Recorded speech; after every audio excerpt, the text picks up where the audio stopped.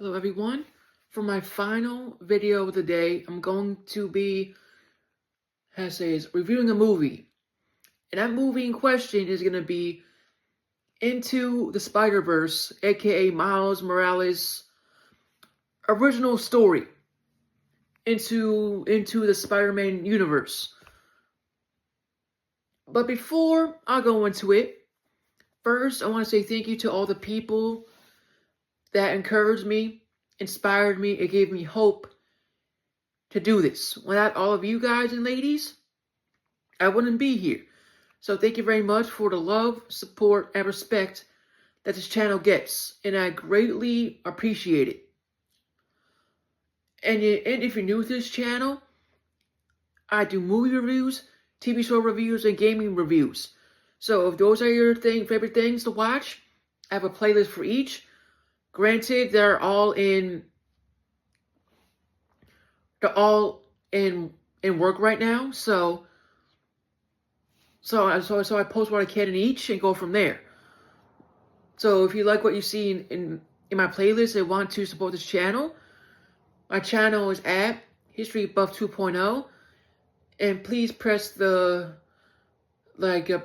sub button down below with the notification bell as well, so you can see my videos once published, and helping this channel grow to reach 200 subs, which is only needed by 7 more if I'm correct. So if you're interested, please do so. Comment down below, like, share, all the good stuff. And if you want me to review something for like per request, just let me know below down in the comment section and go from there. Or how you feel about how I'm doing so far in my channel. Other than that, ladies and gentlemen, let's get on with the show today. And I know a lot of people don't like Miles Morales, and some do. But I believe these films gave him more justice than the video games themselves. So, if we disagree on that type of stuff, that's okay. We're human beings towards the end of the day here. So, we see Miles Morales having a normal day, a normal life and everything. He hangs out with his uncle, has good parents. He's a good kid. And pretty much, we don't know this, but his uncle turns into a villain that we see later in the film. I'm not gonna say who, because that's gonna spoil the surprise for a lot of reasons. But him and his uncle are close. I believe his father was a cop, pretty much, in the first film.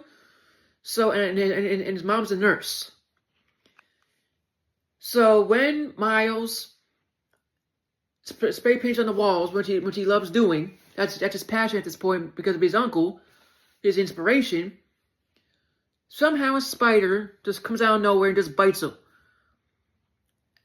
And once you see the pattern close enough to that spider, it's not a normal spider. In the second film, it goes into a little bit more details to it.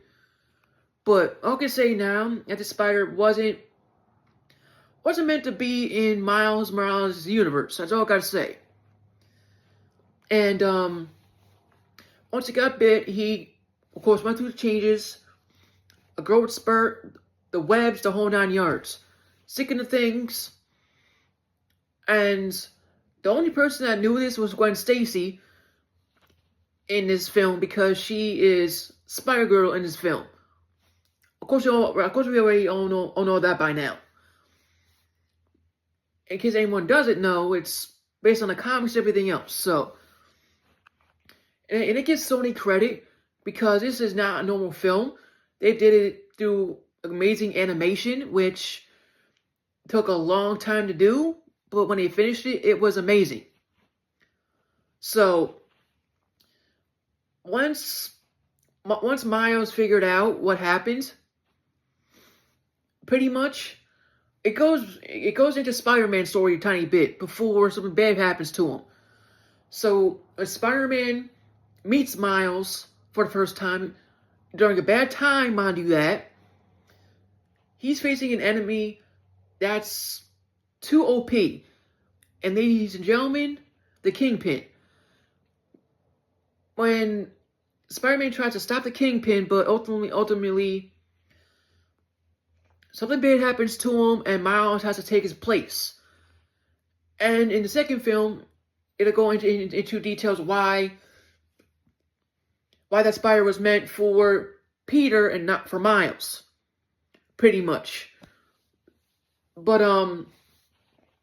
when Miles takes his place, and a event happens after the battle, Miles feels, I don't know, inspired to do the right thing, and he does. But here's the catch. This is where the Ultimate Dimension stuff comes in. Because we see the older Peter Parker with a beard and everything, with the outgrown suit, wearing a brown overcoat among other Spider-Men. Some of them are animals, some of them are animations, and you get where I'm going with this. It's endless. And they teach Miles how to be Spider-Man. And we see different versions of Dr. Octopus and amongst other villains. And we see the insight of Kingpin's intentions of why he's doing what he's doing. And I kind of understand it from a standpoint over a loved one, which I kind of understand. So, I'm sorry, over loved ones. I apologize, loved ones. But when Kingpin does it again, Miles has to fix what he's done amongst the other Spider-Men. Once that issue's fixed, pretty much, all the Spider-Men from other dimensions go home, including Gwen, I believe, because she wasn't meant to be there either.